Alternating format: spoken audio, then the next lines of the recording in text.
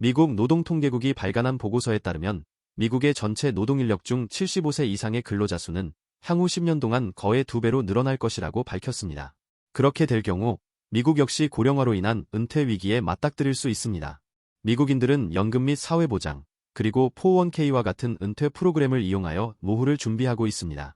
그러나 1980년대 중반 민간 부문의 전체 근로자들 중 약 절반 정도가 가지고 있었던 연금은 2022년 기준 민간 부문의 전체 근로자들 중 15%만 가지고 있는 것으로 드러났습니다. 미국 사회보장국이 조사한 바에 의하면 사회보장과 관련된 혜택금은 여전히 미국 전체 노인들 중 4분의 1 이상에게 그들이 받았던 급여의 약 90% 선에서 제공되고 있지만 미국의 사회보장 기금은 75년 동안 지속적인 적자가 쌓여오고 있는 중입니다. 미국 정부가 사회보장 지급과 관련된 문제 해결에 적극적으로 개입하지 않을 경우 2030년 중반쯤 미국의 사회보장연금은 고갈될 것으로 전망되고 있습니다. 이는 2030년 중반 또는 그 이후에 은퇴하는 미국인들에게 사회보장연금의 일부만 지급되거나 아예 지급이 보류될 수 있다는 것을 의미합니다.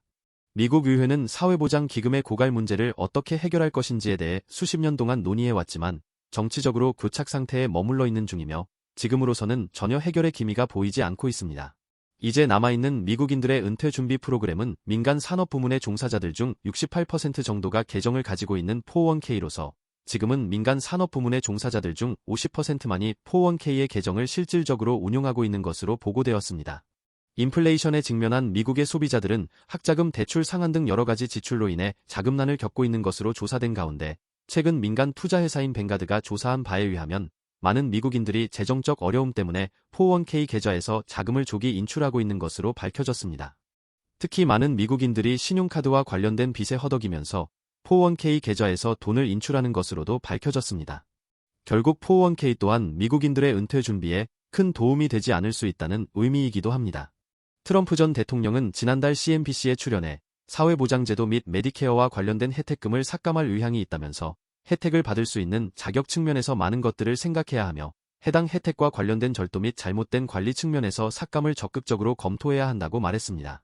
트럼프 전 대통령의 발언이 문제가 되자 트럼프 측 대선 캠페인의 대변인인 캐롤라인 레빗은 나중에 한 언론과의 인터뷰에서 혜택과 관련된 자격 선정이 먼저 분명하게 이루어지고 낭비를 줄여야 한다는 차원에서 말한 것뿐이라고 설명했습니다. 트럼프 전 대통령의 인터뷰가 방송된 후 조 바이든 대통령은 트럼프의 발언과 관련하여 한 언론과의 인터뷰에서 나는 전혀 그러한 것들을 고려하지 않고 있다고 말했습니다. 2022년 12월 바이든 행정부는 고용주가 근로자들에게 퇴직 혜택을 장려하고 저축할 수 있는 기회의 장벽을 제거하는 시큐어 2.0에 서명했으며 지난해 말에는 퇴직 이후의 투자와 관련된 수수료 부과를 제한하는 규정을 제안한 바 있습니다.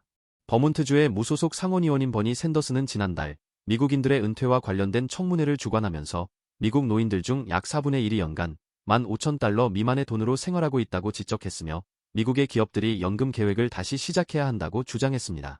CNN에 따르면 많은 미국인들이 팬데믹 이전에는 은퇴 연령이 되면 바로 은퇴하는 분위기였지만 지금은 은퇴 나이 이후에도 일거리가 있을 경우 계속 일하려고 하는 사람들이 거의 대부분이라고 밝혔습니다.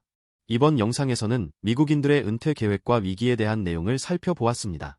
다음 영상에서는 또 다른 내용을 가지고 다시 찾아뵙겠습니다. 구독과 좋아요는 좋은 영상 제작에 큰 원동력이니 꼭 부탁드리며 알람 설정 또한 확인해 주시면 감사하겠습니다.